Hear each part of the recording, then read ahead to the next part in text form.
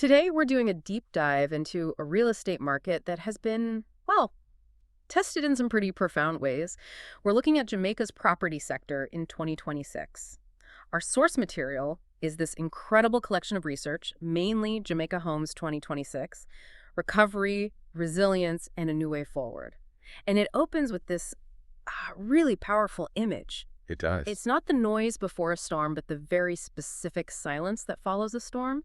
Hmm. It describes it as the sound of a country just taking a breath. And then changing. Yeah, Fundamentally. exactly. This whole deep dive is about how a major hurricane back in 2025, it didn't just wreck buildings. It tested the very assumptions people had about land, about weather, about how you're supposed to build things. And that's the key idea from the source, isn't it? It frames this not as a breakdown, but as a pivot. A pivot. Yeah. It's the moment the conversation just stopped being about, hoping climate change would go away, and it's just being about defining what good property actually means now. Right. From an asset of nostalgia to an asset of responsibility. An asset of forward-looking, practical responsibility. That's the core shift. And before we get too philosophical, let's ground this in the practical, because the sources are really clear that informed decisions are everything now. Oh, absolutely. I mean, the Jamaica Homes platform, it's not just listings. It's this huge suite of tools, mortgage calculators, HOA calculators, even construction and rental yield calculators. And that range, it's not just a nice little feature.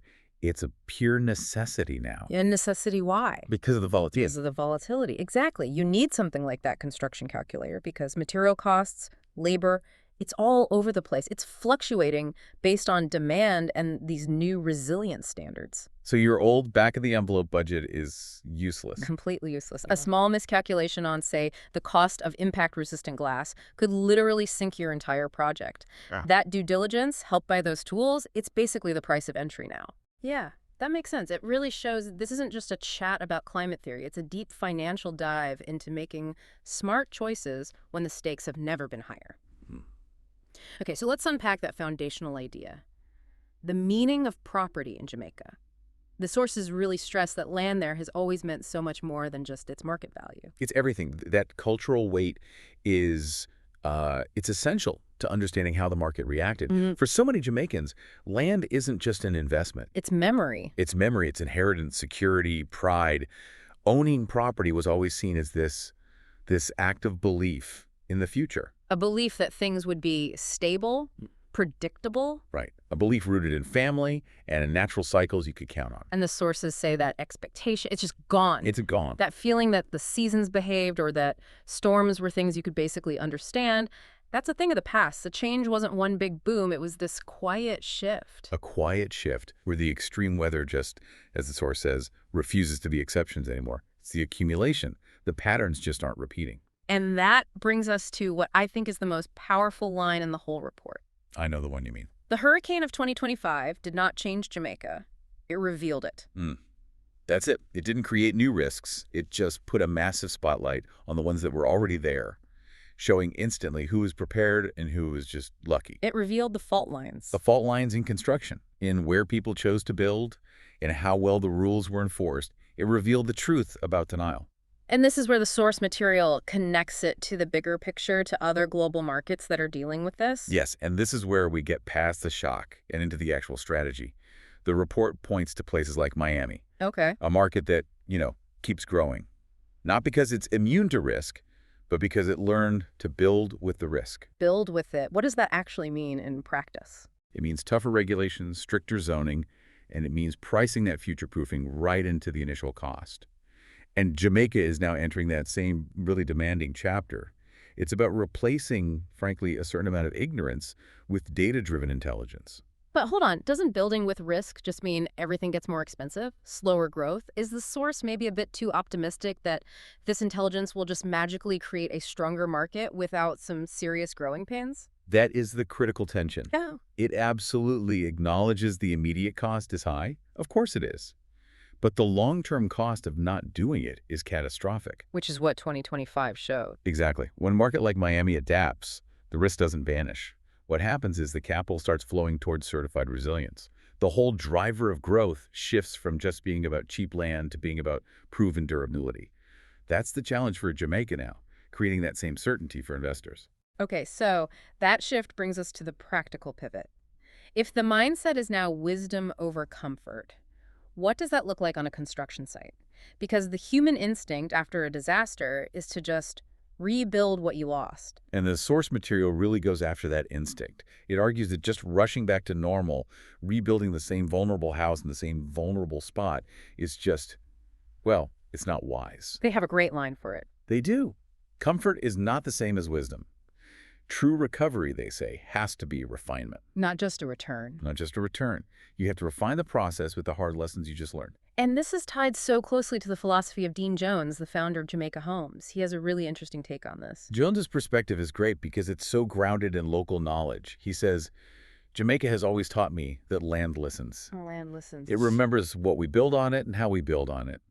He sees the storm not as just random chaos, but as the land sending a very clear message about stewardship. So for him, owning property in 2026 isn't just about aspiration. It's responsibility.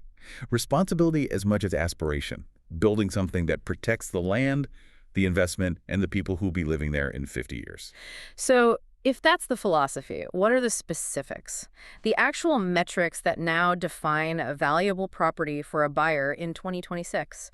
We're moving beyond, nice countertops. Way beyond. We're seeing buyers doing their homework with almost like a surgical precision. The key metrics have totally changed, we're talking about. Elevation, drainage, material choice, and orientation. Okay, let's break those down because just listing them doesn't do it justice. Elevation. How are people verifying that now? It's not just a matter of looking. No, not at all. After 2025, elevation has to be backed up by certified recent geotechnical surveys.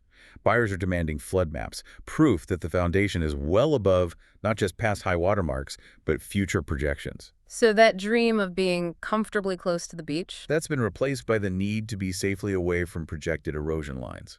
A home's elevation profile is now directly tied to whether you can even get insurance for it. And drainage. I can only imagine what a nightmare that was during the storm. It was catastrophic. So now buyers are scrutinizing the entire development's water management plan, not just the single property. So not just, does my yard drain well? No, it's does the whole neighborhood manage runoff? Are there proper culverts? Are the HOA fees going up, which, by the way, you can track with that HOA calculator we mentioned, to fund things like shared seawalls? Sellers now have to provide engineering reports on this stuff. And material choice. Is this all about expensive imported tech, or is it more about an evolution of what's already there? It's mostly the latter. It's an evolution. It's about choosing materials that can handle high winds and constant moisture.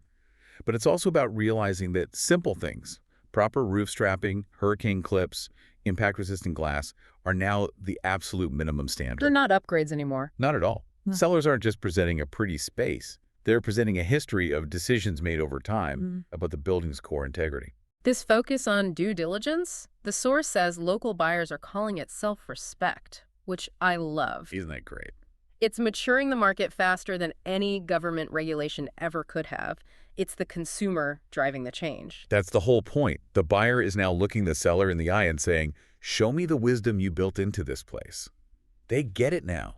Yeah. Choosing comfort over foresight is a debt the environment will always come back to collect.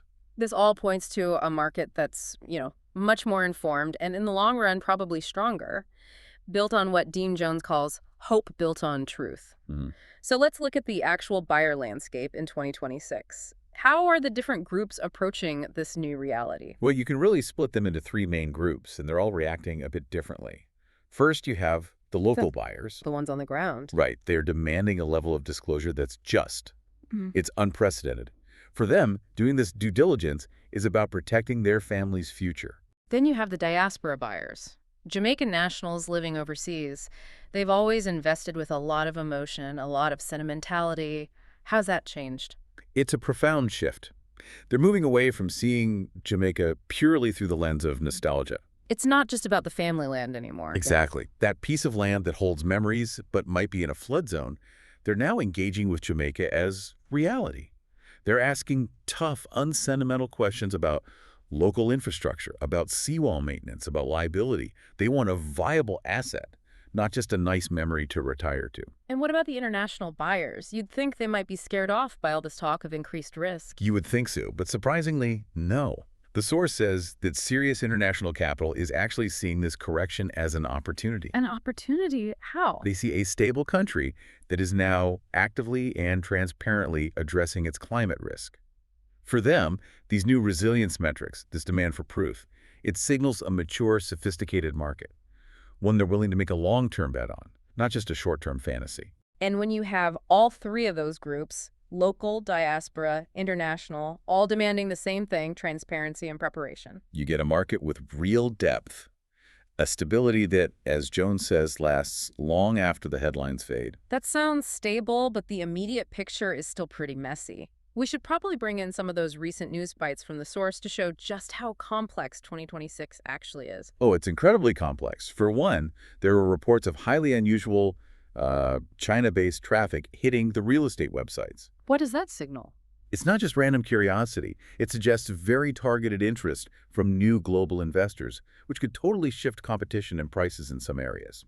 That kind of sudden, concentrated interest can really stress test local pricing models. So you've got new geopolitical factors on top of the environmental ones, and then there's a big economic hit. The source highlights that the temporary hurricane duty waivers ended. That's a huge test for the recovery. Those waivers were a lifeline, making it cheaper to import materials for rebuilding. Now that they're gone, construction costs just shot up. Putting pressure on everyone. Everyone. Developers, homeowners, people still trying to afford basic repairs. It's forcing a lot of projects to pause, making that switch to resilient building even harder financially. And then there's this really interesting, almost contradictory piece of data. The crime rate. Yeah, a significant and sustained drop in violent crime happening at the exact same time as a rise in property risk from the climate. It's the ultimate complexity for an investor, isn't it? On a social level, the country is getting safer. But the physical assets, the buildings themselves, are facing a higher existential threat from the environment. So international buyers might feel safer bringing their family? But their insurance company is demanding a higher premium. It forces you to ask, what does stability even mean anymore? Is it measured in two completely different, maybe even conflicting ways? It really just confirms this isn't some simple recovery story. Success is all about who plans, who prepares, and who adapts. It's growth, but it's growth that came out of a very painful moment of clarity. So if we pull all of this together, the big takeaway from our deep dive is that the Jamaican market is choosing to move deliberately. It's a shift forced by the environment, but the result is a genuinely mature market. The change isn't loss, it's growth. It's absolutely growth. I think the defining theme for 2026 is readiness, stewardship. The sources are so clear that the goal isn't to get back to yesterday. It's about building a tomorrow that, as they say, deserves us. That's a powerful idea. It is. That mix of high aspiration with this very deep sense of responsibility is what's redefining ownership of the modern Caribbean. It's a message that goes so far beyond just real estate, which of course brings us to our final provocative thought for you, the listener, to think about. We learned today that the most resilient markets aren't the ones untouched by risk. They're the ones that learn to build with it. So think about that in your own life. What assumptions, in your finances, in your career, even in your relationships, are being tested by big external changes you can't control? Are you clinging to the comfort of the old way of doing things? Or are you finding the wisdom to plan with the evidence you have right in front of you? How can you make that pivot, that move from ignorance to intelligence, and start building your own future on a foundation of tested, verifiable truth?